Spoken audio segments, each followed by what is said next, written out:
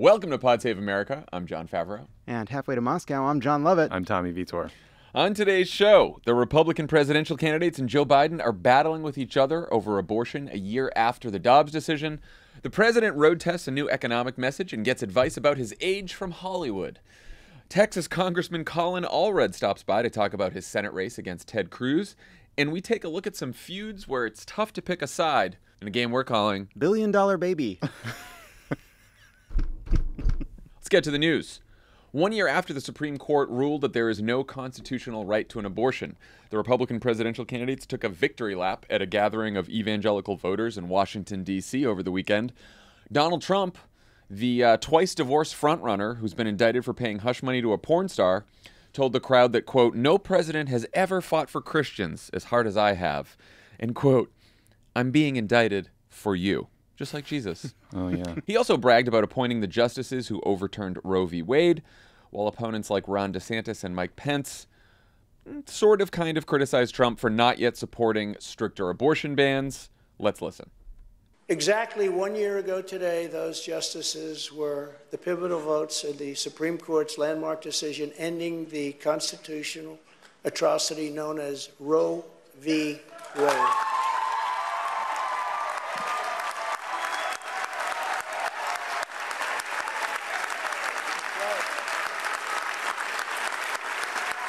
We have also delivered in Florida on promoting a culture of life.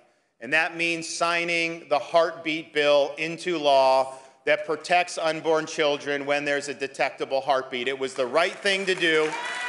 Don't let anyone tell you it wasn't. Every Republican candidate for president should support a ban on abortion before 15 weeks as a minimum nationwide standard. Now, of course, Trump has refused to say whether he would support that 15-week ban, and he has also criticized DeSantis' 6-week abortion ban in Florida, which is what DeSantis was obliquely referring to when he said, don't let anyone tell you it wasn't the right thing to do. So now that it's been a year since Dobbs, what do you guys think about the effect that decision has had on voters' belief about abortion and how that compares with where Republican voters are right now? Tommy? It seems to have drastically increased support for abortion rights in this country. There was a USA Today Suffolk poll that found by almost 4-1, so 23% to 6%, those whose views on abortion have changed in the past year said they've become more supportive of legal abortion, not less supportive, including among independent women, a critical swing group. They became more supportive by 28% to 5%. So pretty big swing. Yeah. I mean, this is one, look, polls are polls. They're all over the place. This is one issue where, like, you know, a lot of outlets did something about this for the 1-year anniversary of Dobbs. Like, every single poll says the same thing, or it's moved in the same general direction. The New York Times had a nice roundup of all of them. For the first time, a majority of Americans say abortion is morally acceptable. Most now believe abortion laws are too strict. They are significantly more likely to identify in the language of polls as pro-choice over pro-life, and this is for the first time in 2 decades. Also, big jumps in support for legalized abortion among Republican men, Black Protestants, Hispanic Catholics, 3 groups that were not very supportive of abortion before Dobbs. So it's a pretty big change. Yeah, I mean, Mike Pence is at least voicing the position that has been held, whether out loud or not, by Republicans for a very long time. The support for national ban isn't just unpopular in the country. The country supports abortion rights. It's unpopular among Republicans. So 2-1 in that same poll that Tommy mentioned, it was like 58 to 30 oppose overturning Roe. 80 to 14% oppose a national ban, which means a sizable portion of people who are anti-abortion or say they're anti-abortion still oppose the national ban. Not just Democrats, 83% of independents and 65% of Republicans oppose a national ban. Yeah. The other thing that's interesting, I think, historically, I think the narrative has been that Republicans are really motivated by the abortion issue more so than Democrats. That has completely flipped. The NBC poll found that 87% of Democratic voters strongly disapprove of Roe's overturn versus 52% of Republicans who strongly approve. So it's a 35-point gap in terms of the intensity of feeling about the change. And in terms of Ron DeSantis' 6-week abortion ban, Oof. 18% support. Terrible. That's it, 18%. Now, I mean, the only thing I'll say, just there are still, and one of the polling director at Gallup said this, there still aren't a lot of all or nothing people. So if you ask people, do you want no restrictions on abortion whatsoever, that is still, I think it's like 25% quarter right now. Now, look, I also think that has to do with people not really knowing exactly what happens or why people get abortions very late in the pregnancy, which is usually because there is a fetal abnormality or the health of the mother or, various other reasons. So it's like these do not happen all the time. But every other number shows a country that is rejecting intensely the abortion bans that have been put in place since Dobbs. And, I do think there's also like a little bit of a subtlety in terms of what this does inside of Republican politics because, you hear the enthusiasm inside of that crowd, and these are people that are going to get behind candidates early. These are people that knock on doors. So I think there's a little bit of that dynamic at play. On the other hand, I also wonder what this does to the electability argument that someone like Ron DeSantis is going to have to make. It's gone. Yeah. Annihilates it. Gone. Well, do you guys see any evidence that hitting Trump from the right on abortion, like DeSantis and Pence are sort of kind of doing, might peel off enough Trump voters to make a difference in the primary for them? Forget about the general. Not yet. I mean, DeSantis is currently dropping like a rock in most of these national polls, so it's not really showing up for him. Rolling down like a rock. Rolling down like a rock, picking up speed down like a rock. Pence is not exactly popping. I mean, DeSantis is basically running his entire campaign to the right of Trump on all sort of culture war issues to the extent that he thinks he can, but it doesn't seem to be doing anything for him. Yeah, I think the question is like, how salient is this inside of Republican politics right now? The difference between a bunch of candidates who all completely agree with appointing right-wing judges who will continue to, support not having national abortion rights versus what level of ban, at the national level they're going to get behind. Like, it's just not clear. You have Trump refusing to do it. Nikki Haley gave a whole speech on abortion, refused to take a position on a national ban, and then when she's asked about it, she dodges the question. I mean, the strategy would be take these right-wing positions on abortion and make a hard play in Iowa for the evangelical voters there. But DeSantis doesn't seem to be doing that effectively, and it doesn't seem to be working, at least not so far. I'll go as far to say that, what doesn't seem to have a lot of salience in the Republican primary, issues. That's fair. It feels like the big issue that is going to be predictive of how you vote in the Republican primary is what you think about Donald Trump, right? Winning. And it was interesting. Ralph Reed, who runs the conference that they all went to in D.C. Terrible person. Longtime evangelical Christian activist in Republican politics. He sat down with Politico's Ryan Lizza a few weeks ago, and Lizza asked him, what's the deal with Trump, right? Like, twice divorced, hush money to a porn star, clearly not a natural ally of the evangelical community. And he said Trump knew that evangelicals helped him win the nomination, and he felt like he had a debt to repay, and he repaid it. And that mattered, and that matters now. And all these other guys, he's like, they're great people, and they're probably more closely aligned to right-wing Christian values, but Trump won and Trump delivered. So that's all they've ever cared. Just also you sort of step back from this. What would any of these people do as president? They would nominate anti-choice judges, and they would sign whatever Republican Congress passed. They would all sign a national abortion law. We'll talk about this during the Biden section, but the end result of any of them will look very similar.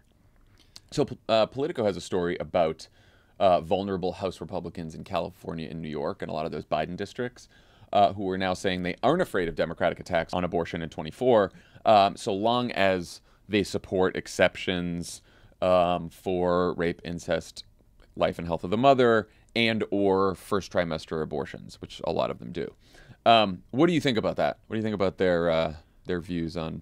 I found this it's a bunch of people confusing strategy for geography. They're acting as though they're dancing on the head of the pin on this issue to try to create some kind of distance from national Republicans made any difference. The one thing we did see is that voters in states where electing Republicans might lead to a ban in that state, the issue was more salient. So it is true that the issue was more salient in, say, a state like Pennsylvania than it was in a state like New York or California. Does that mean the reason some of these Republicans hung on is because they didn't take as extreme a position as, say, a Mike Pence? I don't think we know that. I think the question for us is less how do we tar them as looking like other Republicans. I think there's some truth to the argument that that didn't necessarily work as well. It's more, how do we make, how as we head into 2024, when a Republican Congress would mean a national abortion ban, how do we make that feel real and pressing and central to the argument we make? Then it won't matter what some Republican who is not as far to the right on the issue as MTG says. I forget what the name of the Republican. The story, the Politico story, quoted some New York representative bragging about fighting off these attacks in 2022. The Democratic Party was a mess in New York in 2022. Mm-hmm. If you think it's going to be the same electorate in 2024, you're an idiot. I don't think you really believe that. You're just trying to posturing for the cameras here. Maybe they could create a position that included a bunch of exceptions on paper that, you know, would look good in a Gallup poll. But I would just, if I was running against these people, I'd say, if you support Trump, you support his judges, you made this outcome happen. You own this. You own this. Of course you do. I totally agree with that. I think that if you're a Republican who supports, you know, exceptions and first-term abortion or whatever, like, I could see you squeaking through if you really hit that message hard. Where I think that if you tag these Republicans, though, as supporting Republican leaders and Republican presidential candidates who are much more extreme, then you're going to have a much tougher time. And also, like, these people have all taken votes that are bad votes, anti-abortion votes, and you can hold those up too. So it's like, yeah, if you're a brand new candidate who hasn't governed yet and you want to have some like mealy-mouthed middle of the road position, yeah, maybe you can squeak through. But like at some point, someone's going to say, "So do you support Donald Trump? Do you support Ron DeSantis? Right? Yeah. Or do you support what Kevin McCarthy's doing and Mitch McConnell's doing?" And it's not going to work. And also, if it's a referendum on electing a Republican House, means they will attempt to do a national ban. Electing a Democratic House means codifying Roe. Getting these people on the record squirrely and afraid to come out either for a national ban or against it, while certainly refusing to say they support codifying Roe, is I think, you know, that's what we have to do. And before we move on, we should say that before we even get to 2024, there are a couple big fights over abortion that we should all pay attention to this year. On August 8th in Ohio, Republicans put a measure on the ballot that would raise the threshold to pass constitutional amendments from 50 to 60%. This is so they're hoping that they can defeat an amendment in the fall that would guarantee the right to an abortion. And then in Virginia, Glenn Youngkin is trying to pass a statewide ban unless Democrats hold their 4-seat majority in the state Senate. That'll be a November election. So go to votesaveamerica.com. We'll have ways for you to help both in the Ohio ballot initiative elections, plural, and then in Virginia in the fall. Let's talk about Joe Biden. He's got quite a bit on his plate right now. The president spoke to Vladimir Zelensky on Sunday about the Wagner rebellion in Russia. He'll deliver a major speech in Chicago on Wednesday about Bidenomics. And he's signaling that he intends to campaign on abortion rights in the next election. President and vice president held events to mark the Dobbs anniversary over the weekend. Here's what Biden had to say. I know I'm 198 years old. But all kidding aside, think about that. I never, ever thought I'd be signing an executive order protecting the right to contraception. But the only sure way to protect a woman's health and rights is for Congress to pass a law.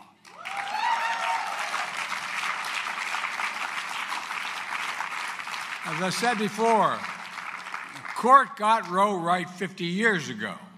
And I believe Congress should restore the protections of Roe v. Wade once and for all. But we need your help. So I'm asking again, are you with us? You're going to get this done? Just as an aside, I do like that every time he jokes about his age, he picks a new big number. It's great. It's funny. It's great. It's a good joke. Works every time. What do you guys think is the best way for Biden and Democrats to make abortion matter as much in 24 as it did in 2022? Like, what's the right message here? I would lean hard into the consequences of what the Republicans have already done and how, as we discussed earlier, how the party is pushing them to go further and make it part of a broader narrative about how extreme the Republican Party is. You know, the extreme MAGA GOP stuff that Biden is already doing.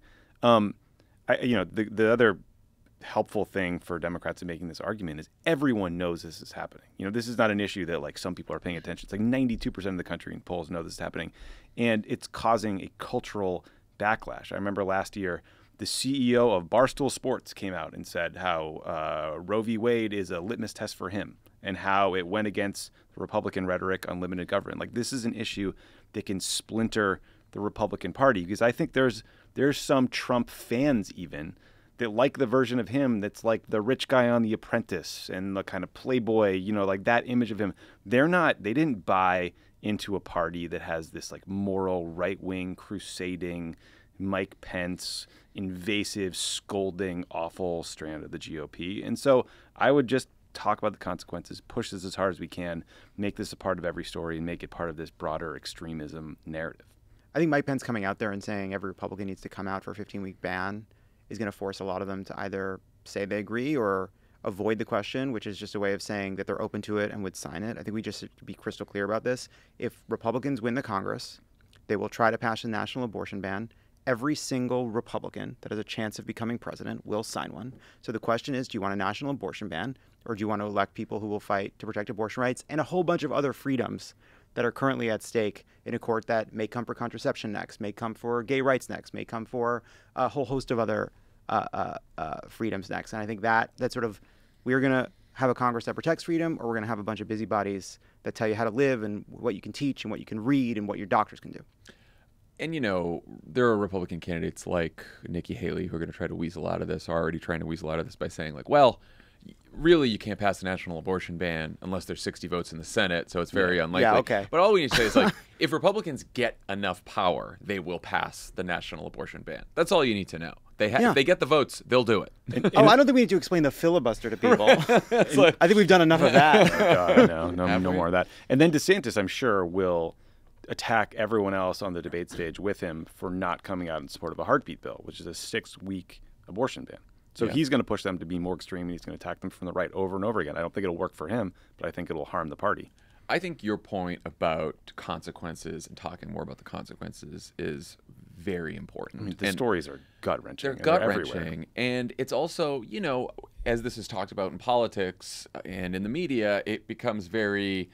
There's some antiseptic language used. People are talking about weeks and policies and exceptions and all this kind of stuff. And it's like, no, you know, Republicans supported a decision that forced a 10-year-old rape victim to cross state lines to get an abortion, forced women to give birth to babies that their doctors knew would suffer and die right after birth, and force women to give birth who were on the brink of death. Or essentially force them to miscarry before they'd give them a treatment, like nearly kill them. It's just, and like the other thing, to your point about like everyone knows what's going on, like more and more people have stories about people that they know who went through this, and not just and actually mostly not Democrats in blue states, mostly people who are living in states that have implemented restrictions. Right. It's remarkable just how much local news coverage, local news coverage there is about all these different experiences that people are having that are making it real for people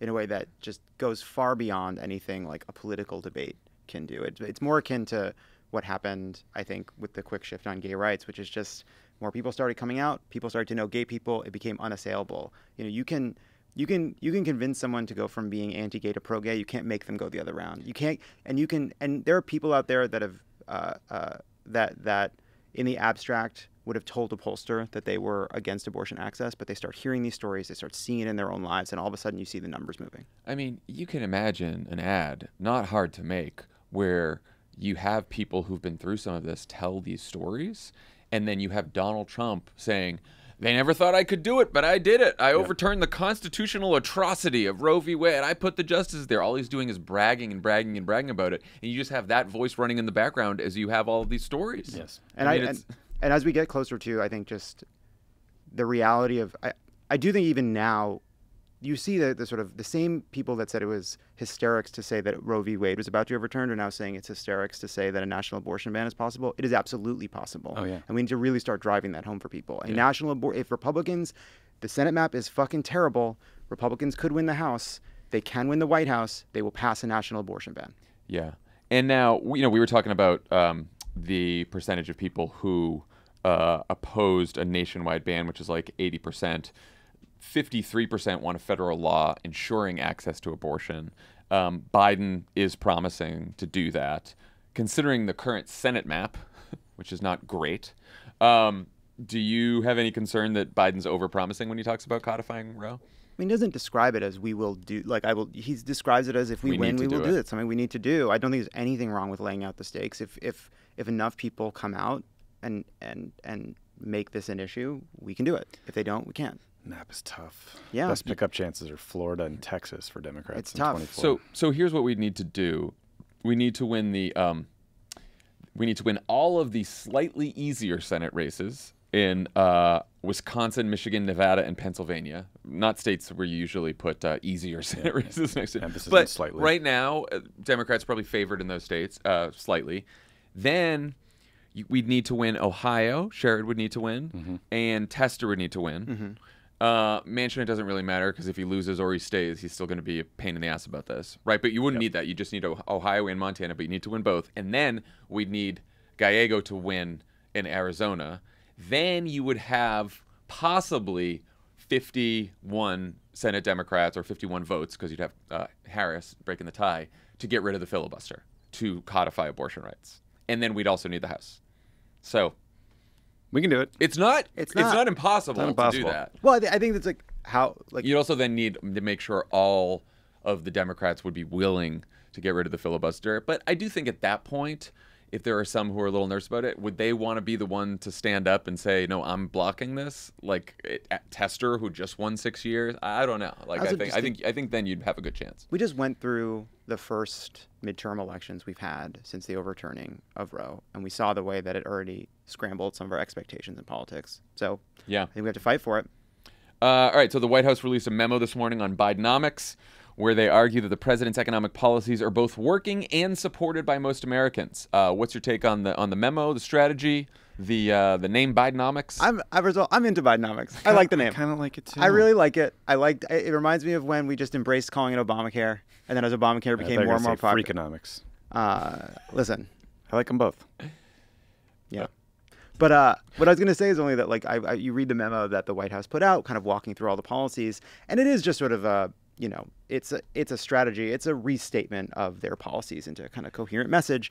But it's just a reminder, too, in seeing them all laid out. You're like, we spend so much time in the swirl of culture wars and the latest bit of, like, right-wing bullshit and Trump going off and all the nonsense and the noise we deal with day to day. And then you read the memo walking through the policies, like, oh, that's right. That's why the swirl exists. Democratic economic policies are incredibly popular. Republican economic policies are incredibly unpopular. It's also a memo that has just like so much language that we used to put in speeches all the time. Yeah, all the time. All the time. Like, the middle up and the center out, the top through and the bottom forward. This investment spurred private investment to the tune of a lot of money. I like that they are framing their economic message as a strategy to follow instead of just a record to brag about. Yeah. Because I think they are going to have, and you can see both of these at tension in the memo a little bit, because it does go on and on a little bit about the accomplishments, which you can tell there's obviously a constituency in that White House, like there was in our White House, like there is in every White House, who's like, no, we just got to talk about the accomplishments more. We got to talk about the accomplishments more. And it's fine. Like, go for it. Talk about the accomplishments. But I think you're going to have more luck convincing people that the Biden approach to the economy is better than Republicans than you will Biden deserves more credit for the economy that he's gotten. Yeah, I mean, they have a genuinely good case to make, I think, on the merits. When you total up the COVID stimulus, the infrastructure bill, the CHIPS Act, and the Inflation Reduction Act, there are tons of examples of things happening right now because of things Joe Biden signed into law. There's roads and bridges. A couple days ago, the government made a $9.2 billion loan to Ford, I believe, to begin construction of 3 battery factories for electric vehicles. Woke cars. They're using the CHIPS Act to create jobs in the U.S., and they're forcing companies who get that funding to do things like guarantee high-quality childcare for workers who construct the plant or work at the plant. So they're like really leveraging this all these different ways. The problem is just it takes a while to get the money flowing. Even when you get the money flowing, you have to convince people that this was because something Joe Biden did and not just something happening in the world, or maybe they just don't read the news about it. So it'll take some time, but I'm glad they're pushing on it. And Bidenomics is fun to say. Look, at the end of the day, this is going to come down to sort of a simple argument that Biden and Democrats are going to have to make on the campaign trail, which is just like, what do you want your government doing? Do you want it to spend time and money and policies on reducing the cost of healthcare, prescription drugs, building roads, reducing the cost of education? Or do you want to spend like $4 trillion on tax cuts for rich people because that's what the Republicans want to do? Or burn books. Yeah, like do you want to? Here's the thing: we're on this side. We're gonna try to build a train track. On this side, we're chasing Adam Schiff around with a fucking torch until we catch him. One thing I will also say is that both are a good time. I also appreciate too, like I know you're right about sort of you feel the tension and the desire to like we have to tout our accomplishments. We have to tout our accomplishments.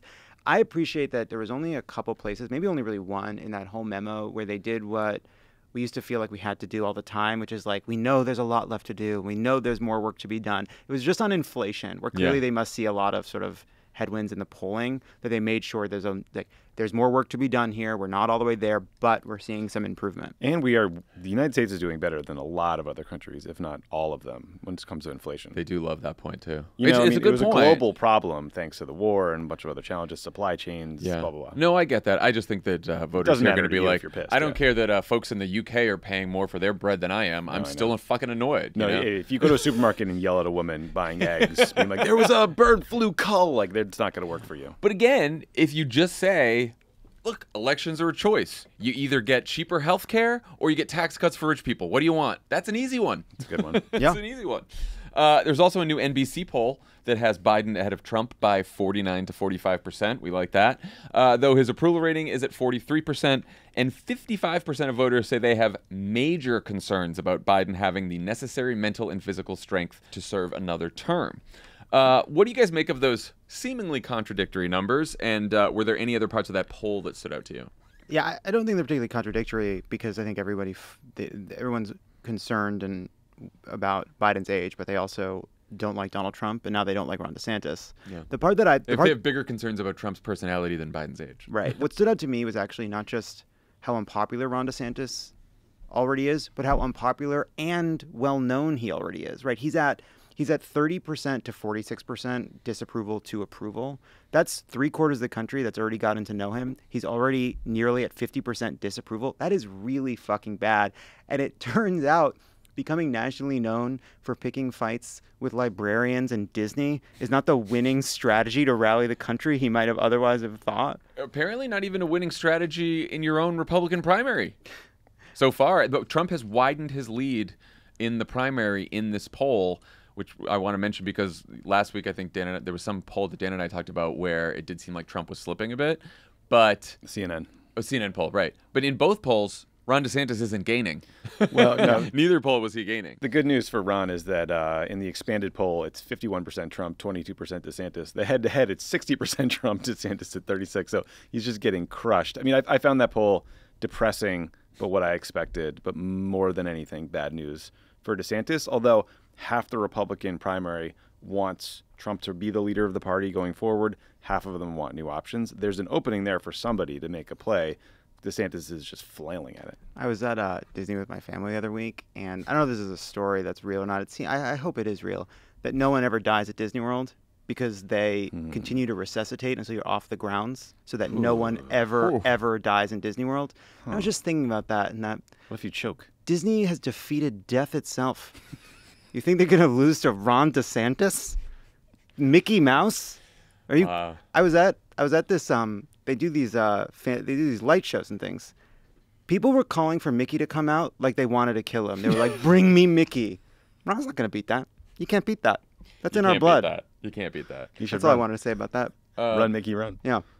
I was look, a 4-point Biden lead where he's at 49%. I almost didn't believe it. I couldn't believe it. Honestly, it was better than I thought. I don't even talk about it. All I'll say about that is I never thought I would be excited about just a 4-point lead over Donald Trump, but now that we've lived through 2016 and 2020, I'm like, yeah, if that's true, that'd be amazing. Well, it's also like, it's not like, do people need to get to know their options? Joe Biden versus Donald Trump is the most fucking over-determined thing. We went through that completely. Well, it's the world we live in. And on that note, the other part of this poll that stood out at me that got me a little nervous was, so they asked us about support for a third-party candidate. Would you be open to a third-party candidate? And then they compared it to that same question that they've asked in the last 4 elections. So support for a third-party option is lower than it was in 2016. That's the good news, but it's pretty much higher than it was in 2012. when Obama was running for re-election. So it's somewhere in the middle. It's not quite as worrisome right now as 2016 was, when clearly it was determinative. Who's going to say that you wouldn't consider it? Like, would you consider a third-party candidate? I don't know, what if a really great one emerged? Sure, I'd consider it. Yeah, you know why? So then they broke it down into like definitely and probably. And the definitely's I was looking at, because probably, you're right. Probably is just like, probably. But like, I would definitely consider. I don't, not in this cycle, but I think that's all. I think that's true. I also just semantic. think a country choosing between Obama and Mitt Romney and a country choosing between Biden and Trump is just in a different mood. You know, like people have a lot of concerns about Biden's age. Those concerns did not exist for Obama. People have a lot of concerns about Donald Trump as a human being. Those concerns didn't exist for Mitt Romney. It's just it's a different context. So speaking of Biden's age, the Wall Street Journal just ran an interview with George Clooney where he talks about how Hollywood studio exec Jeffrey Katzenberg has been advising Biden to, quote, own his age and turn it into an asset, citing 80-year-olds Harrison Ford and Mick Jagger as examples for Biden to emulate. What a sentence.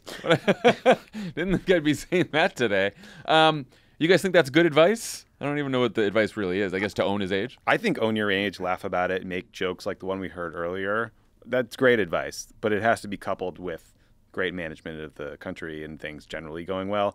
The part in that story that made me flinch was the like Democrats need to come to Hollywood for narrative and storytelling help. If I had $1 for every time I heard someone say that, I would be as rich as George Clooney post tequila sale, because it's this cliche thing you always hear out here. But again, like, yes, of course, there's lots of great screenwriters in LA, but you get to write the movie and then shoot what's on the page, right? Joe Biden, like, not even anymore, deals with the things happening in reality. It's a different. I love that's why we came here. That's why we do the show here. We look for our narratives here in LA, and then we come on the pod and give our takes. The quote is always, I always just say, look, everybody keeps coming to Hollywood for cash, and they don't come to us for the one thing we do better than anybody, which is tell stories. We were joking about that like 2 days ago. That is such an old fucking joke. I will also say I love George Clooney, and he's actually one of the more politically astute actors in Hollywood for sure. But it's just funny that none of them can help themselves. No, I know. It's also like, the other thing too is it's like, Katzenberg doesn't tell stories. He makes Quibi. Writers and directors tell stories. Katzenberg gives notes, and I'm sure maybe they're good, but he still gives notes. But back to Biden. That's kind of what this article is, if you think about it. Right, I guess that's true. He wants to give Biden notes. The ultimate executive note. Yeah, that's right. He wants to give notes. We solved it. I think what Biden can control is, in terms of his age and perceptions of his age, he's the age that he is. He can't control that, but he can joke about it. He can show some fight with Republicans, like he did during the State of the Union, and he can connect with people, which he does very, very well in like small settings, right? When he meets someone on a rope line and remembers them and remembers their family, like he's very, very good at that. And I think if he keeps those three things in mind, that to me is better than like getting in your head that because they think I'm old, I have to like be sharp, or I can't I can't gaff, right? Sometimes I don't put him out because they're worried he's going to gaff. Like I would rather him figure out the jokes, figure out the fight with Republicans, and then figure out how to connect with people. And then just protect that painting of him as a young man in the White House attic at all costs. And then tighten up Act 3, and then just write out that Putin part. Biden's gonna trip over an extension cord and fall down, and Katzenberg's be like, we shouldn't use that tape. We have something better where he doesn't fall down. Can we use one where he doesn't fall down?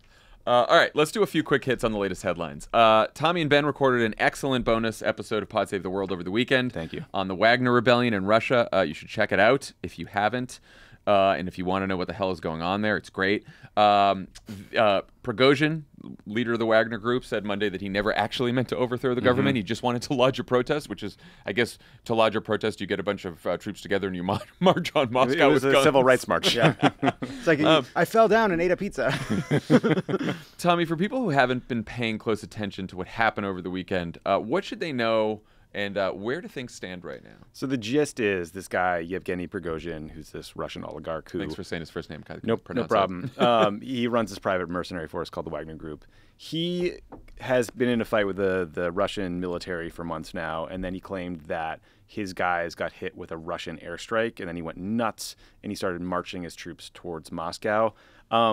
He stood down after basically getting on the phone with the president of Belarus, who's a Putin stooge, and cutting this deal where Prigozhin will now be exiled to Belarus. This idea that he was just protesting is very funny. It's kind of, I don't know, it's a tough sell when you march 25,000 guys towards Moscow and shoot down Russian military helicopters and planes on the way. It feels like a little more than just sort of a march. But right now, basically, Putin came out today. He's very, very angry. He's trying to reassert control. Prigozhin says, oh, I wasn't trying to undercut Putin, but clearly he was. The problem for Putin now, though, is Prigozhin undercut the entire rationale for the war. He said the Ministry of Defense was corrupt and that the war is based on lies and corruption. And then Putin looks like he lost control because he did. And now he has to keep on trying to be a dictator of a country where there's a lot of people who would like to take him out. So it's a very fraught moment. I'm no foreign policy expert, but Vladimir Putin doesn't seem like the kind of guy who will just let bygones be bygones.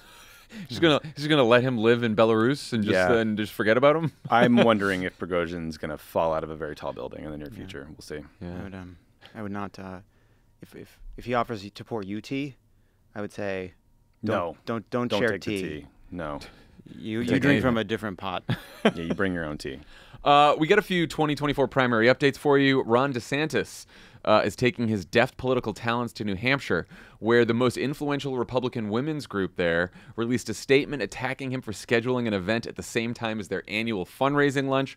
One New Hampshire Republican strategist called it, quote, the worst strategic move he has exhibited thus far, which is really saying something. I don't know, guys. I'm starting to think this Ron DeSantis thing might not work out. What do you guys think? Women be kneecapping Ron DeSantis' campaign? Republican luncheon. What do you think? Olivia, you think that's okay? Yeah, it's good. We'll leave it in. I love this story so much. I have no idea if it means DeSantis' campaign in New Hampshire is good or bad. It just shows you how fucking entitled early state primary voters are. This group, especially activists. Voters are one thing. The activists are the really entitled. Yeah, said worse. They attacked him. I'm not running for anything. It's the New Hampshire Federation of Republican Women. They attacked DeSantis for holding a town hall meeting the same day as one of their events that featured Trump, even though their event is sold out. It's an hour away, and it's at different times. So it seems like that's just a shot. Just a shot to take a shot at him. Yeah, it's the best. That's because he's so weak. That's great. It is funny, though. It's like, you do not pick a fight with the New Hampshire Federation of Republican Women. Well, like, I didn't even know that group existed until I read this story today. It's just incredible. But there isn't, like, the larger point here, there isn't a single state or national poll that has shown Ron DeSantis making any progress at all. There is no fundraising metric, no endorsement metric, no nothing.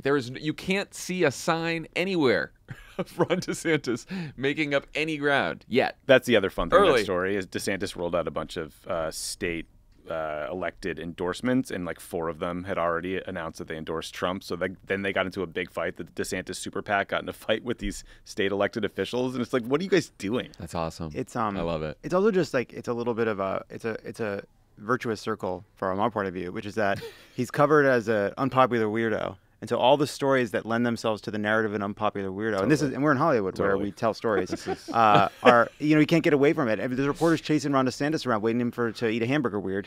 And so eventually they're going to get it. Yeah. You know? Yeah. It's not good. Because he's weird. Freaks and Geeks too? Sure. I think that's a good show, though. I think about that. That's a bad show. Here's a shocker. Rolling Stone looked at the Federal Election Commission filings and found out that the super PAC supporting Robert F. Kennedy Jr. was created by people who've also worked for Marjorie Taylor Greene, George Santos, and Herschel Walker. Great stuff. Great stuff, huh? We got him. The fucking RFK Jr. Are we saying that this is not on the level? Is that what we're being told here? The treasurer of RFK Jr.'s PAC got paid $372,000 by Marjorie Taylor Greene and her entities in 2022. What a terrible fucking person. Yeah, he just really is. What a garbage human being. Well, here, not to help anything, but it's just what it is. Here's all you need to know about all of the, tech bros and Elon Musk and all them who are telling you to give a look at RFK Jr. There are a bunch of MAGA grifters out there who are doing everything they can to get Democrats to support RFK Jr. And they're doing it publicly. That's all you need to know. Steve Bannon is doing this publicly. Roger Stone praised him publicly. RFK Jr. went to one of those Reawaken America events that Mike Flynn runs around the country doing, like the craziest of the crazy things. RFK reportedly interviewed for a job with Trump in 2017. He wanted to do something on vaccines. You see what Trump said today, too, about him? Yeah, he's praising him. Yeah, Trump's like, he's a great man. He's a great man. Okay. It's so frustrating. Did you see how swole RFK Jr. looked when he was lifting weights, shirtless in jeans? I want to pretend I didn't see any of that. I also just love, I just love the idea that he's like, HGH right there. Yeah, I know. It's like, there's the vaccines. They have lead in them from deep underground. Yeah, I'll take steroids from a failed actor with muscles in my neighborhood. Sure. Yeah. So, because there aren't enough Florida men in the Republican primary, the New York Times reports that 70-year-old Senator Rick Scott is considering running for president, though his office then responded by saying he's still running for re-election in the Senate. Not a denial. What do you think? Is a rich hospital executive who wants to privatize Medicare and Social Security just the candidate the Republican Party needs? A rich hospital executive connected to massive healthcare fraud who wants to privatize Social Security. Who ran the Senate Republican campaign arm in a year where they lost the Senate. Who has the message instincts of the villain from Seven. Is this my camera? Rick, oh no. Don't listen to them. Oh no. America needs you, buddy. He knew it was his camera. Look, the way Mitch McConnell and these liberals disrespected One you. camera over there. It's insane. It's insane that Ron DeSantis would think, oh my God, he's the brightest star in Florida. Look at the camera if you're going to look at the camera. I look at him. You're talking to Rick Scott. Don't look at us. There's a sky full of stars. Oh, and I think I see you, buddy. The next president of the United States. Come on. Rick Scott. Okay, well, we wish you the best, Rick Scott. Yeah. We wish you the best. Please run. All right, finally, two pieces of great news. You might remember that President Biden got quite a bit of criticism from the left for supposedly abandoning railroad workers after he signed legislation ending the strike that didn't include paid sick days because of Republicans in Congress. Well, last week, the Railroad Workers Union announced that its members at the largest freight carriers finally have paid sick days, and the union specifically thanked the Biden administration for quietly pushing behind the scenes to make it happen. They thanked them for playing the long game and never giving up. Any lessons from this story? That John keeps a list and he's checking it twice. But I would say two things. I'm not naming names. I'll say two things about this. I'll say two things about this. Because I don't want to give them any fucking... I think 2 points about this. I think that there was two kinds of criticism from the left that Joe Biden received when the original deal was made. One was, I am disappointed that this deal doesn't include paid sick leave. I hope the Biden administration continues to work on it. The deal being when Biden and Congress enacted legislation to block the strike. To block the strike, to get them back to work, or to prevent them from going on strike the first time. That was one kind of criticism. Fine. There was another kind of criticism, which was, this is exactly what we can come to expect from Democrats who are corporate shills and evil, and this is corruption and every kind of assumption of Take bad money from the railroads, and every assumption of bad faith. Just some sign that that Biden and Democrats are irretrievably corrupt, and you can't trust anything they ever say. This is exactly what we always knew they were going to do. That kind of like throw the baby out with the bathwater stuff. And I just would say, like, moving forward, the people that are, I think, critical but still believe that there can be work done are better to listen to than the people who use every instance like this to reinforce the same narrative. Yeah, same narrative. The work of government doesn't usually progress on the same timetable as Twitter, is one lesson. I also think, to your point, Lovett, the Biden administration deserves the presumption of good faith. Mm-hmm. That doesn't mean they shouldn't be criticized when they make bad decisions. Doesn't mean that we shouldn't push them to make good decisions. But it means that we should start with the assumption that their intentions are good, and if they're not making the progress we expect, there might be other reasons. Which, by the way, like at the time, even the constructive criticism at the time, right? Congress sends Joe Biden a bill because there's a bunch of Republicans in Congress that stops the strike but doesn't give paid sick days. If Biden vetoes that legislation, he's not going to get the sick days. The strike's going to continue. Then there were people who were like, oh, he could just do executive action, because this is the new thing. When Biden doesn't do, when something doesn't happen that we want, it's, oh, Biden should do an executive action. Well, now we have faced many executive actions that are being currently challenged or have already been overturned by a right-wing judiciary, right? And so from the Biden administration's point of view, it's like, would I rather do an executive action that is probably going to get overturned by the judiciary, or do I want to just keep pushing behind the scenes, try to negotiate, and get the sick days? And that's what they did, and it was the right move, right? And so I think, again, like, you can be critical, you can propose things, you can push them on stuff, but like, there are usually, if something's not getting done, more often than not, it's because there are constraints, political, legal, or otherwise, that either we don't know about or the Biden administration is just trying to work through, and they're still trying to fight. Or government is just slow sometimes. Yeah. And I wish it was faster too, but like you got to go to the outcome. I do agree with that too. So it's like at this point too, like the Biden administration has earned the benefit of the doubt. They are, I think, far more progressive than even some of the most progressive people could have ever hoped that they would be. Now, does that mean they're perfect? No. Does it mean they fight every fight the way you'd want to? No. But yeah, and I can tell this is coming with we're waiting for student loan relief decision from the Supreme Court, and there have already been proposals like, well, if they overturn this, then the Biden administration should just do another executive action. It's like, it's not going to work. It's not going to work. We need a new court, or we need a majority in Congress to pass this legislation, and that's what we should work for. Also, it's just one more annoying thing. It's about 100 times easier to find criticisms of Biden on the railroad workers thing than to find almost any story that they just praised him for getting the deal. Just in preparing for this, I was like, oh, who wrote this up? It was on Twitter as the union put out a statement, and I don't know, almost no one wrote it up. Yeah. Typical. All right, last but not least, when a big section of I-95 collapsed in Philadelphia on June 11th, experts predicted it would take months for the government to rebuild the highway.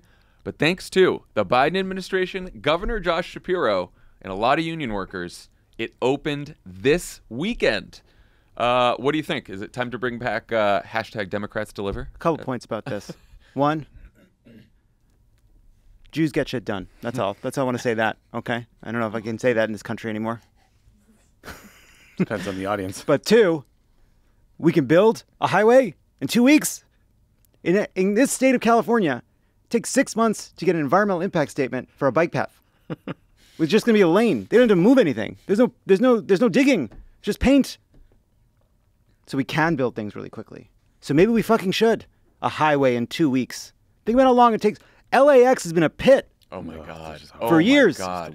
There's a pit in the courtyard of our office we can't seem to fill. When we came back from New York, and I was trying to, it was insane. Yeah. Every day they put up another window. What is happening with that What's airport? happening at LAX? Bring Josh Shapiro. Get Josh Shapiro on that. Some kind of a czar. I don't care what it is. The Biden administration, though, whether it's the infrastructure bill, like Biden and Mitch Landrieu, who's sort of overseeing the infrastructure spending, plus Shapiro, they were all at a press conference about this, touting this, and I'm like, you know what? This is good. This is good. It was awesome. This is another one that's not going to get a ton of attention, but like that is in Philly, it will. Philly it will. Where it matters, it will. That's actually that's an important state. I don't think we should be covering that out here, but yes, it would be great. Yeah. Yeah. Sure we should. We have problems of our own that we could be fixing. Gritty drove across, got Taco Bell, drove back. All right. When we come back, Tommy talks to the man who wants to finally get Ted Cruz out of the Senate, Texas Congressman Colin Allred. Pod Save America is brought to you by FedEx. FedEx delivers more than just packages. They're working toward delivering a more sustainable future. This initiative is called Priority Earth, and the goal is to reach carbon-neutral operations by 2040. FedEx is starting to modernize its fleet by adding zero-emission electric vehicles and creating more recyclable packaging. Priority Earth is the most important delivery FedEx is making yet because it's to an address we all share, Earth. FedEx, where now meets next. To learn more, visit fedex.com/sustainability. Pod Save America is brought to you by Fields of Greens. Do you often feel tired or sluggish and wonder if your diet is to blame? Every day. Same. Or does the thought of consuming the recommended servings of fruits and vegetables each day seem impossible? I don't even know what the recommended servings are. Changes but all the time. I'm probably not getting them.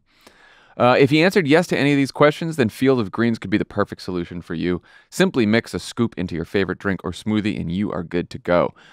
This superfood powder is made from a blend of 100% organic fruits and vegetables, providing you with all the essential vitamins, minerals, and antioxidants your body needs to thrive. Unlike other fruit and vegetable supplements, each specific fruit and vegetable in Field of Greens was medically selected to support specific functions, like heart health, liver and kidney health, immune system, and metabolism. You take Field of Greens to help you stay healthy.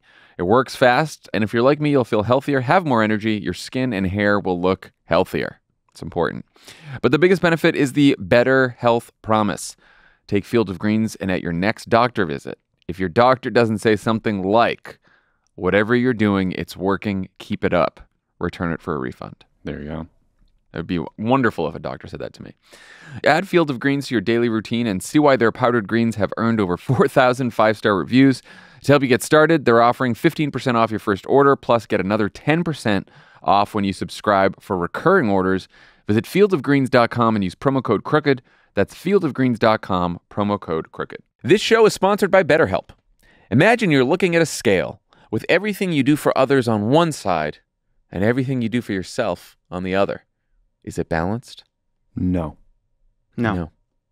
Well, it's easy to do everything for others and forget that you need to support yourself sometimes too.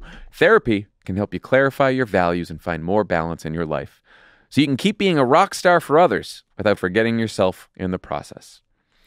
Therapy's great. You talk to someone, you learn how to cope, how to set boundaries, empowers you to be the best version of yourself. It's great. If you're thinking about therapy, give BetterHelp a try. It's entirely online. Everybody needs therapy. Designed to be convenient, flexible, and suited to your schedule. Just fill out a brief questionnaire to get matched with a licensed therapist and switch therapists at any time for no additional charge. Find more balance with BetterHelp. Visit BetterHelp.com/PSA today to get 10% off your first month. That's BetterHelp, HELP.com/PSA. Colin Allred is a member of Congress and is running for the U.S. Senate in Texas. Welcome to the show. Yeah, thanks for having me. Thanks for being in L.A. You have the coolest path to Congress that I've heard of, which is via the NFL, which I want to get to later. But you are currently running against Ted Cruz, who I believe is a full-time podcaster. That's right. He's one of your main competitors. You're a part-time senator. Does he show up still? I can't tell anymore. We're very excited. We're supporting you, obviously. We're also big Beto O'Rourke fans here at Crooked Media. We threw our heart into that race in 2018. He fell a little short. What do you think makes Texas different this time? What's different about your race? Yeah.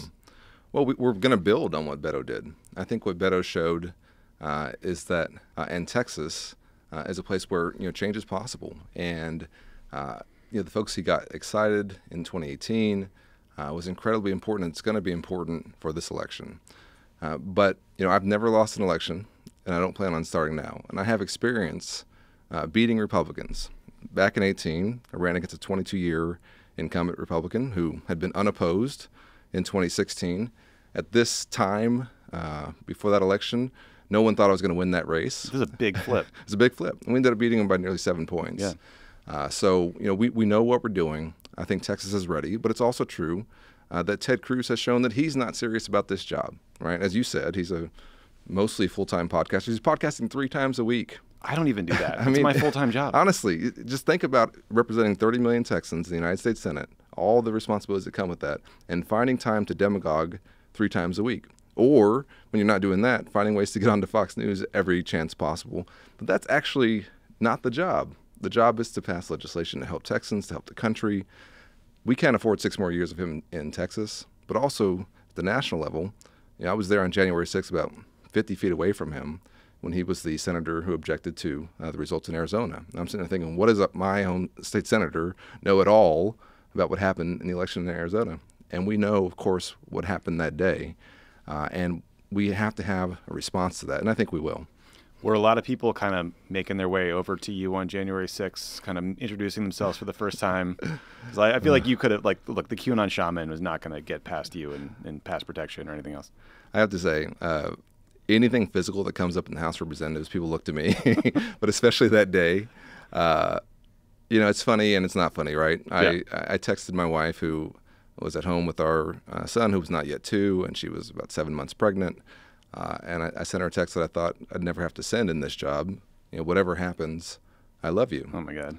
And I took off my jacket, which I've never done on the House floor. It's against our rules to remove your suit jacket. And I stood up and I was ready to defend my colleagues who, as you said, were going to need me to do it. From whatever came through that door. We had barricaded the door with furniture that we used to hold paper. It's the ceremonial doors that the president walks through when the sergeant at arms says, Madam Speaker, the President of the United States. It's that door. That's where the banging was and the glass was being broken. And folks like Ted Cruz, who whipped up that mob, have to be held accountable electorally. And that's what our chances in this election. Yeah, it's important to remember his role in this whole thing is, boy, there were a lot of enablers that helped Donald Trump. Is it true that your campaign headquarters will be in Cancun? No, Okay. although Ted Cruz thinks it's very funny that he jetted off to Cancun when 30 million Texans were freezing in the dark. He thinks he can laugh that off. He I don't does. know how any politician laughs off a dereliction of duty that glaring and obvious. That's right. Over 240 Texans died, and every Texan knows where they were when the power went out. And I was a congressman at the time, and I know how busy I was at that time. There was, calls with FEMA, with state agencies, right, trying to direct resources, trying to find what we called warming centers. Were just basically places that had the power on where folks could come get warm. And to think that that was a good time to go on vacation is just a perfect just encapsulation of the way he sees the job. Yeah. So clearly you do the job better. So if you get to the Senate, we keep reading these horrible stories about the Supreme Court. They're accepting private jet flights and all kinds of goodies from these billionaires. And then we keep reading their horrible rulings on all kinds of issues that are stripping away people's rights, like abortion rights.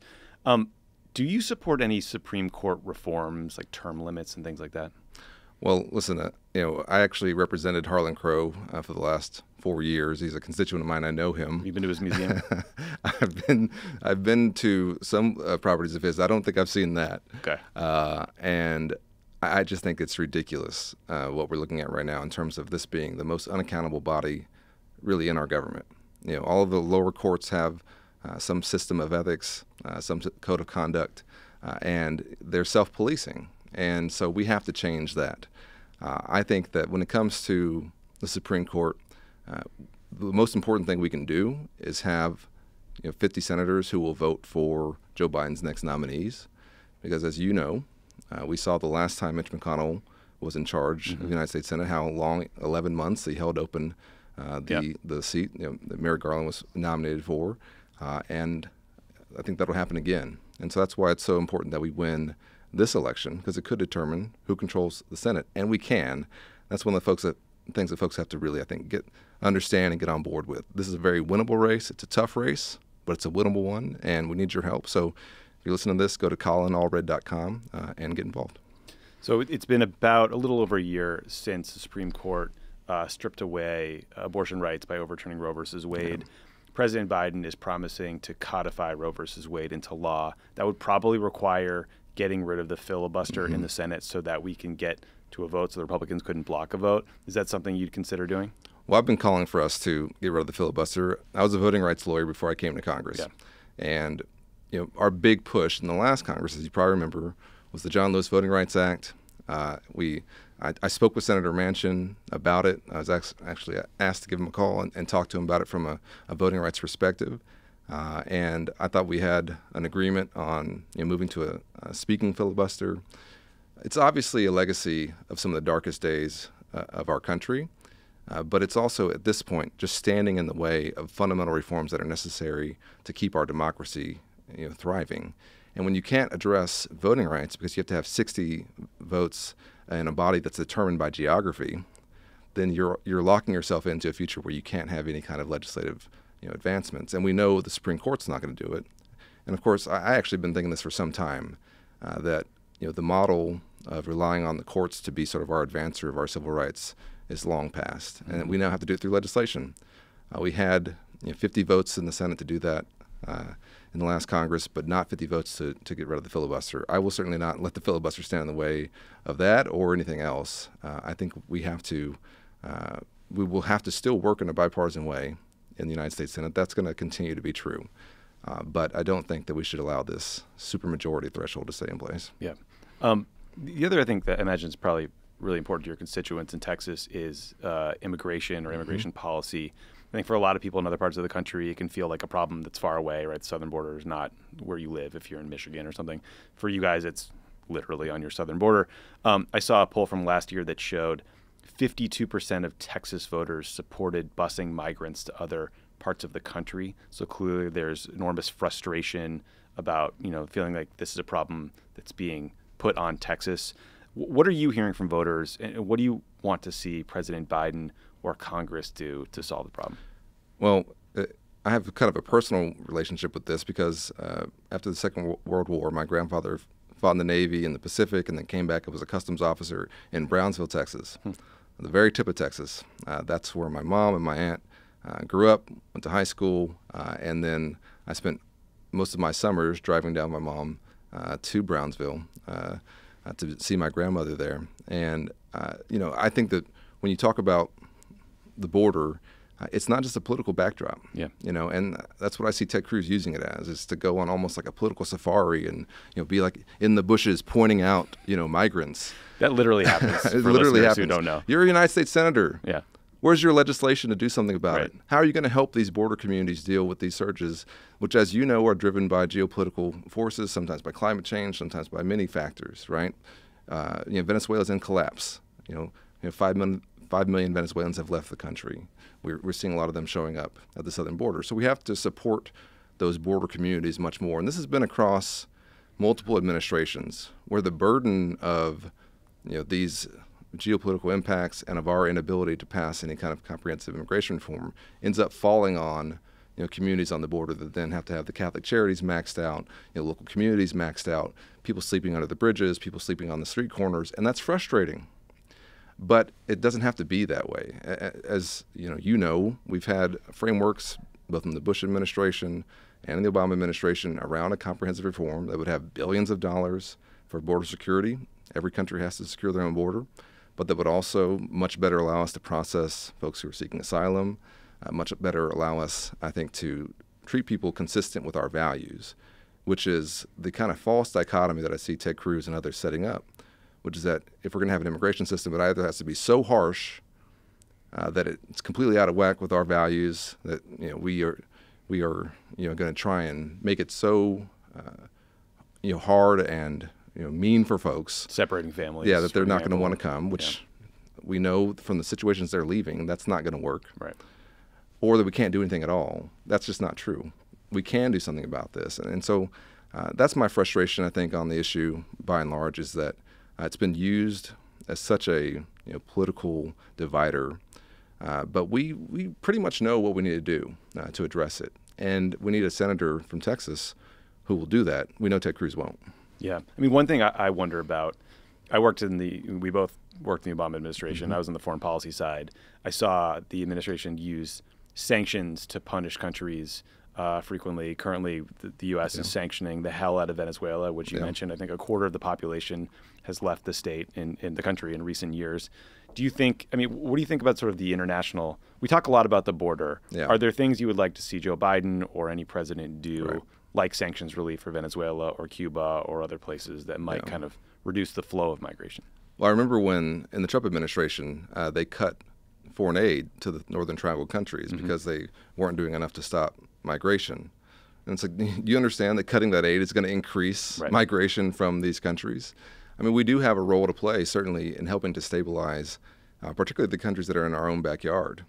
And I think that when we're talking about competition with China globally, great power competition, the global south is where that competition is being held. And that includes our own hemisphere in South America and Central America, where the Chinese are making big investments. And we need to be on the field and playing a productive role, helping as much as we can to be a stabilizing force. And yes, looking at things like our sanctions policy and how that's contributing to some of this suffering. But also seeing the programs that we know have worked around the world and applying them in our own hemisphere. And so, to me, we're not going to be able to solve all the problems of the countries that are around us, but we certainly shouldn't be contributing to their problems. Yeah. Like I mentioned earlier, you're this amazing path of the NFL to Congress, but you also worked in the Obama administration at HUD. You went from the NFL to get your law degree, right, at Berkeley, I believe. Yeah, that's right. Can you talk a little bit, what were you doing at HUD as a civil rights lawyer? What was that work like? Yeah. Well, I took a normal route to Congress. I was raised by a single mother, played in the NFL, went to law school, and became a civil rights lawyer, right? Just exactly. the normal route. Well, I had spent my last year of law school basically working in the administration, like in the White House counsel's office under Kathy Rumler, and then DOJ under Rod Rosenstein, at that time, well-respected U.S. attorney. He led one of the leak investigation cases that I had to get interviewed for. I didn't do anything wrong. I was absolved. Someone else was indicted and scared the shit out of me. So I know of Rod, yeah. Yeah, he was the U.S. attorney there. And then I was doing my voting rights work and was asked to come back into the administration as an appointee at HUD in the general counsel's office. And basically trying to tie together different programs and make sure that the trains were running on time and that we kept everything legal. And I was working there with another Texan, Julian Castro, who I was very proud of and was proud to work under him. And, when the transition came, I remember preparing a lot of documents, particularly around ethics and Hatch Act and things like that for the incoming administration, thinking they're not going to read any of this stuff. You called it. But it was a lot worse, actually, than I could have even, imagined. And, it was an honor for me, to serve in the Obama administration. I know you feel the same way. Obviously, you were on the campaign. But, as an African-American, to serve in the first black president's administration, it's something that, I'll always just cherish. Yeah, I feel incredibly lucky to have met the guy and then got to work there. Just a broader question about the Democratic Party. We've been struggling with getting support from young men of all races. That's right. I don't know if there's a single reason, but it does seem to coincide with the rise of these horrible characters like Andrew Tate or Jordan Peterson who preach these deeply misogynistic worldviews. You played in the NFL. I don't think that Ben Shapiro is going to hear this conversation and call you like a beta male soy boy or something. Where he probably shouldn't. Did football teach you anything about how politicians can communicate with and lead young men and convince them to sort of steer away from these toxic speakers? That's right. It's such a good question. Not only did I play in the NFL, I was a linebacker in the NFL. So come at me if you want to have a conversation about masculinity on that front, right?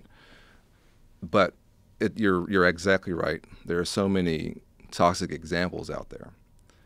One of the things I've been most proud of in my time in Congress has been that I was the first member of Congress to ever take paternity leave. And I talked about it very openly. I said I'm going to take paternity leave. And just under the kind of pretense that, well, if a former NFL linebacker can do it, then maybe it'll make it easier for some other man in some other field to do it. And I took paternity leave twice. I didn't know I was going to be the first. I just thought it was the right thing to do. And then you see something like what happened when Secretary Buttigieg took paternity leave because his twins were in the emergency room. Yeah.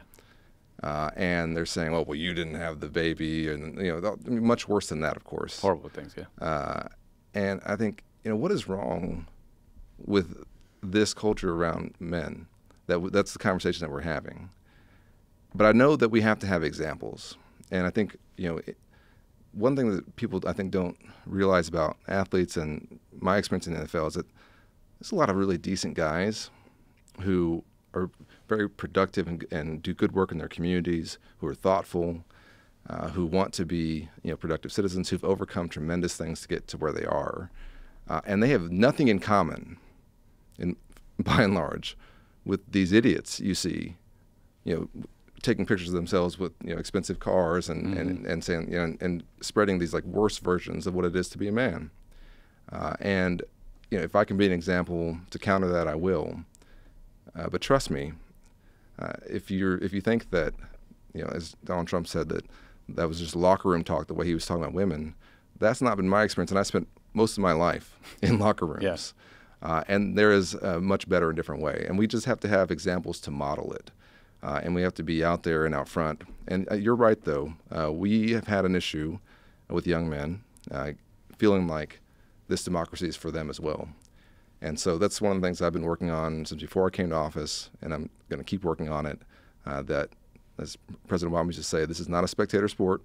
You're not just watching it. You got to be engaged. And if you're not at the table, you're going to be on the menu. And so that's going to be something we certainly focus on in our campaign. That's great. I mean, Ted Cruz, by the way, is also been a real spreader of these kinds of views. I mean, his co-host for his podcast, but he's also one of the guys who would retweet the videos that people would make of like some Russian military propaganda film compared to a U.S. Army recruiting film where they're trying to be inclusive and be like, oh boy, of course we would lose in a war. Fast forward 2 years and the Russian military is getting this clock cleaned by the Ukrainians, right? I mean, it's just so ludicrous. Right, exactly. And we have a diverse military where, you've got to get along with folks who come from a different background than you do. And that's the same thing in sports. And one of the things I noticed immediately about some folks is that who were not athletes is when they just have no ability, to get along with others. I mean, I kind of feel like it should be a requirement to have to do some kind of team activity if you're going to be a legislator, right? But you're right. I mean, this idea that in order to be effective, you have to have this kind of like, stylized, fake just completely, I think, counterproductive version of masculinity or toughness or whatever word you want to use. That's just not true. And Ted Cruz was a debater. I was captain of the Baylor football team. So I think I know where I'm coming from on that. Yeah, Ted could barely beat Jimmy Kimmel in basketball. So you mentioned you played at Baylor. It's like a real deal D1 program. Shout out RG3, right. Robert Griffin III. 4 seasons in the NFL for the Tennessee Titans. Was playing in the NFL a lifelong dream? Yes and no. I think that I didn't think that I was going to be able to play in the NFL. I was all ready to go to law school and basically started getting calls and was convinced that I was going to have a chance. And I was like, well, you should talk to my teammate. He's going to be good. And they're like, no, you're going to have a chance. We want to represent you in the NFL. And so finally I decided to give it a shot. And while I was playing, I was deferring my law school admission. And until finally they told me just reapply when I got done. And I remember I hurt my neck. So I played 4 seasons, but I was in the NFL for 5 years. It was in my 5th year, my 5th game against the Cowboys in Dallas. My family's in the stands. And I get hit the wrong way. Not a big hit, but the wrong kind of a hit. And my whole right side is basically shut down. Oof. And I knew I'd had a neck issue. And I'm lying on the turf, probably the only person who's ever had this happen before, thinking, yeah, I'm so ready to go to law school. Okay. I think I've proved something here. It's time to move on. Yeah, you proved something here. I mean, that's an amazing story. I think a lot of people get talked into trying to try out for teams, but to make it and to play for 4 years. I mean, you knew Reggie Love, I imagine, yeah, who Barack Obama's body guy, played at Duke, played football and basketball. I think he got talked into, great athlete, like one of the best athletes I've ever known. Got talked into, I think, coming to Cowboys camp and playing linebacker. And he said he went and tried to hit some running back and just got his clock clean. It was like, I don't know that I can do this. I can see Reggie telling that story. And it happening too. What's tougher, covering a tight end or a running back out of the backfield? Definitely a running back. I think tight ends are glorified offensive tackles. Those are fighting words. I've heard some influential people in sports media suggest that Ohio State uses a field for their pro days that might be slightly shorter than 40 yards, which is why you see Buckeye players putting up these blistering 40 times on their NFL pro days. Have you heard these theories, and would you consider holding hearings on 40-time fraud? Listen, having played against the Patriots, I put nothing past anybody. Urban Meyer, too. I mean, my God. That's right, yeah. Who's the best linebacker ever? Oh, I think still probably Singletary, maybe, but the best I'd ever seen was Patrick Willis. He was incredible. Really? Yeah. No Junior Seau, no Terrell Suggs, no Ray Lewis? Well, yeah. I mean, I think Ray Lewis is probably a bigger Singletary. I think he's probably the prototype of the modern inside linebacker. But, I mean, if Willis had played longer, we'd be talking about him as one of the all-time greats. I was going to ask you about a 2009 game where the Titans played the Patriots and lost 59-0, but I decided not to do that. It's funny. I had just come back from a neck injury, and I was like out there in the snow, and we could not hang on to the ball to save our lives. It's like it had, I don't know, oil on it or something. And Tom and Randy are out there just playing pitch and catch, and I'm like, what's going on? And of course, a few years later, I hear that maybe the ball was deflated, and then tough. No, but seriously, that team was so good. They set every record, and I think it's thrilling that I got to play against Tom Brady, Peyton Manning, some of the best quarterbacks in the history of the game. Final question for you: if you win, have you thought about launching a big and tall caucus with John Fetterman, maybe John Tester? We're calling Haas Caucus? We're spitballing here. When I win, I will definitely do that. We also will have a very large and growing bald men caucus, although historically that's probably been the case, right? That's a well-worn group of men. Congressman Allred, thank you for coming in. Remind us where we can go to help the campaign out. Well, listen, we can win this race, but we need your help. So if you care about 30 million Texans getting the representation they deserve, go to colinallred.com or text Texas to 90678. Perfect. Thanks for coming in. Yeah, thanks for having me. Okay, before we go, we have some feuds to adjudicate. Stop talking. Sometimes the enemy... I'm sorry. Here's a new one. I was going for a feud. I was going for a feud vibe. Sometimes the enemy of your enemy is your friend. Sometimes the enemy of your enemy means two people who suck or write about each other and little else. Far-right it girls Marjorie Taylor Greene and Lauren Boebert are trashing each other after publicly...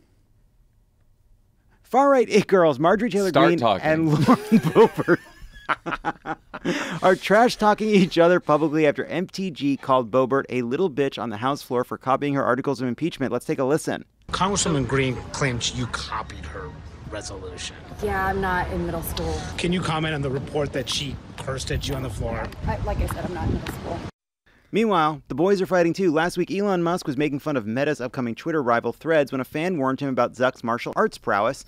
Musk responded, "I'm up for a cage match if he is, LOL." And Zuckerberg took the bait, posting on Instagram, "Send me location." Ultimate Fighting Champion President Dana White's proclaimed that both these guys are absolutely dead serious. But then, after Elon Musk's mother seemed to put the kibosh on the whole thing, that's real. I missed that part. People thought his mom was canceling the fight. But then Elon tweeted, and this is also real, "Mom, I'm fighting him. Stop it." Did you know that? Yes. No, I did not know that. The point is, we live in hell, but maybe hell has an octagon because the worst people you know are fighting. So we're going to play a game we're calling Billion Dollar Baby. I'm going to give you a current matchup, and you have to tell us who would win that fight. Basically, you have to pick a winner and say how many rounds it would take from 1 to 9. Okay. Mm-hmm. Round 1, you think it's a quick knockout, not even close. But if you think it would go all the way to 10 rounds, then you're calling it a draw. And basically, they fight until they both collapse into the arms of their trainers, who several of them are also trying to date. Could we just say draw instead of 10? Yeah, you could say draw. So less confusing. Yeah, it's 1 to 9 or draw. Good. That's what I was getting at. Great. Thanks for helping me. No problem. Hey, thanks for making me better, Tommy. First up, Sorry about my sports ball. Lauren Boebert versus MTG. On one hand, MTG is into CrossFit and is already so enraged she's shit-talking Lauren Boebert in the press like she's Stone Cold Steve Austin, squaring off against someone called the Bret Hitman Hart. Bret the Hitman Hart. A reference I get. Wrestler. Mm-hmm. On the other hand, Lauren Boebert co-sponsored a bill with George Santos to make the AR-15 the national gun. So you know she's loca. And that goes a long way in a one-on-one brawl. There is a correct answer, by the way. Why don't you say what you think would happen and how many rounds? I think Marjorie Taylor Greene would fucking wipe the floor with her in 2 rounds. Have you seen the video of MTG doing those crazy CrossFit pull-ups where it looks like you're going to rip your shoulders out every single time? It's called kipping. I would mess with her. It's called kipping. Kipping. 1 round MTG. Boebert's done. The crooked community thinks 90% MTGV. That is correct. However, John gets the point because it is round 2. Because round 1, MTG just toys with her like a kitten. And then round 2, she beats the ever-loving shit. I'm sorry. That's what happens. I can see that. That's what happens. That's good. That's right. Okay, round 2. So point goes to John there. Round 2, it's billionaires versus the ocean. Here's why. Jesus. Okay, enough with the fucking battle. All right. Fuck. In a submersible, the ocean's going to win every time. But on the board of a multinational corporation extracting value from carbon-based fuels deep in the ground, billionaires are getting a lot of rounds in. Okay. I'm saying that you put the billionaire in the ocean wins. Right. Billionaire from the safety of land can kill the ocean. Right. So you have to decide. Now they're facing off over the long term. Who is facing off? Billionaires versus the ocean. Oh, billionaires. All billionaires. All billionaires. Who's going to win in the ocean. end? When the billionaires go in the ocean, no good, famously, lately. But the oceans themselves, the billionaires from the land, are launching an attack over time. Okay. Right.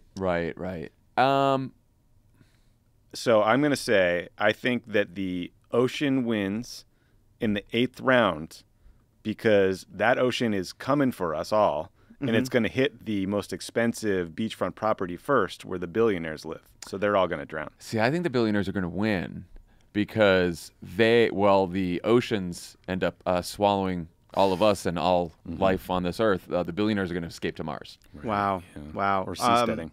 So I think that's like I think that's like round 9. Tommy gets this one. The oceans are actually going to win in round 9, technically. It won't be pretty, but the oceans will survive and ultimately thrive. Sweet. Elon Musk tweeted the other day, there is a slight chance he will end his life on Mars. He will end up on Mars. With any luck. Mark Zuckerberg would kick his ass, though. That's what's next. Oh, okay. No. That's what's next. That's what's next. Sorry, you threw the oceans in there. I'm alternating abstract. I'm doing the data ones in the middle of the real ones. Trust the process, as Dan would say. Next up, Mark Zuckerberg versus Elon Musk. In the octagon, things to consider: Elon is 51, Zuck is 39. Musk weighs an estimated 187 pounds, and Zuckerberg less than 154 pounds. Zuck is a white belt in jiu-jitsu, while Elon spends literally every day tweeting in reply to bigoted tweets, and he's not doing that from one of those, treadmill desks, probably. On the other hand, maybe, if you're in charge of deciding when Zuckerberg gets a new belt, what are you gonna make him? You're gonna say no? You want to keep those? You think he doesn't deserve his belt? I don't know, but I'm just saying it's easier to give him the belt than say you haven't earned it yet. We also think that he took an involuntary nap while doing jiu-jitsu the other. Out. Yeah, he lost consciousness but then the Facebook PR people were quick to say, no, that's not true. He didn't lose consciousness. He was just like grunting or something like that. Yeah. Here's the thing about jiu-jitsu. It's not a boxing match where you just punch each other out until you win. It's like weird pressure points and like twisting your arms in ways until you have to tap out. That requires training and knowledge, and I think Mark would kick his ass. Elon is also a soft wimp. It just comes through in every fucking tweet. Wimp, yeah. Mark Zuckerberg will kick his ass. How many rounds? What do you think? 3 for me. Yeah, 2. I'll go 2. Tommy takes it. It was round 3. That's when it's going to happen. Though technically, Elon, but actually, you know what? I'm going to give it to both of you. That's going to be a tie because John got at the essential point, which technically Elon is going to quit. They're going to dance around each other for 2 rounds, and the second it gets real in the 3rd round, Elon's going to take one hit of some kind, and then he's going to have like a knee problem. And then he's going on Twitter and say he wished he could reschedule, but it's been hard to find the time to get the real fight back on the books. Yeah, that's good. That's very unfortunately. Yep. Next up, and finally, we have Ron DeSantis versus eye contact. Ron DeSantis versus eye contact. I don't know how to judge this one. Who's going to win? Who's going to win in a fight? That's the question. On the one hand, I mean, Ron DeSantis is not going to win anything, right? Which means that eye contact will win. Well, the thing is that the only thing standing between, one of the most important things standing between Ron DeSantis and political success is his ability to relate to another person. Right. And so all the ambition in the world, is it enough to teach him how to fake knowing how to interact one-on-one with another human being? That's the question before us. That's tough. No. Yeah, I don't think so either. How many rounds? What do rounds mean? I think he's going to go in 5. Yeah. Eye contact wins in 5. I actually, because he has so much money and is still like second in the primary, I think it could go, I'm going to say 9 rounds. Wow. I'm going to give it to John. John takes that one. That's John takes the one, putting you both at a tie. The question is basically, it will be round 9, which will be after New Hampshire. It has to be after. How is round 9 after New Hampshire? Well, it's going to, I don't know how. The second primary, and then there's a general election. What is this rounding? These rules are capricious. It's outrageous. This fucking time machine telling us who wins. Unbelievable. I'm just saying that's what happened. That's what happened in the battle. I can't believe you don't agree with my judgment as to who would win in a fight between eye contact and Ron DeSantis and when the victory takes place. How dare you? How dare you insult my methods? I apologize. And that's been $1 Billion Baby. I That's thought too we'd early get a on the fucking tiebreaker. bells, Ben. No tiebreaker? No tiebreaker? Yeah, all right, here's a tiebreaker. All right, here's a tiebreaker. Shit, I asked for it. Here's a tiebreaker on the fly. Me versus Dan. In a fist fight? I think we have gloves. Mathlete? It's gloves, just boxing. Let me tell you why this is hard. This is hard because I want to pick Dan, but if I pick Dan, I'm definitely not going to win because you just decide. Future me. So you love it. You'd wipe the floor with him in 1 round. I think you would give Dan a run for his money, but he's got the reach, and he would beat you in the 9th round. But everyone would come out saying Tommy tried to go with Lovett honesty. was the real winner. Tommy tried to go with being a straight. Lovett won the moral winner. Tommy tried to appeal to the straight shooter. Yeah, it'd be like Rudy. So it's interesting. I think Tommy's closer for sure. I think the question is, I've got those crazy eyes, and does that come out? Is there a demon inside of me? Because there might be. There might be. And I don't know if there's a demon inside Dan. Have you done any fist fighting in your life? These These are for writing. These are for writing and signaling. Are and they waving. for writing? High school happens, you know what I mean? Well, they're more for writing than they are for punching. More for hand waving. The game is over. Thanks to Colin Allred for joining us. Talk about a guy who would kick our asses. Thanks to He wins. thanks to the guy who wins in fight, Colin Allred. We're excited to announce that our Fuck Bans Leave Queer Kids Alone fund has surpassed $100,000. That's over twice our original goal. So far, there have been over 1,500 contributions that will go to organizations in places like Florida, Missouri, Kentucky, and Tennessee that are fighting for LGBTQ rights. To track the progress of the Fuck Bans fundraiser, we worked with a nonprofit called Classroom of Compassion to build a pride machine, which we will now run, I guess. Was that what you do with? It's sitting here in studio. It's got disco balls. Olivia's about to let it go. Let's see what happens. Let's see what happens. Look at that. Okay, the balls are heading down the ramp. There we go. There it goes. Here we go. Boom! Whoa! Yes! Yeah! Woo! Were those shoes supposed to spin? Yeah! Happy Pride, everybody. All right. That's some A+ content right there. It's just incredible. Bye, everyone.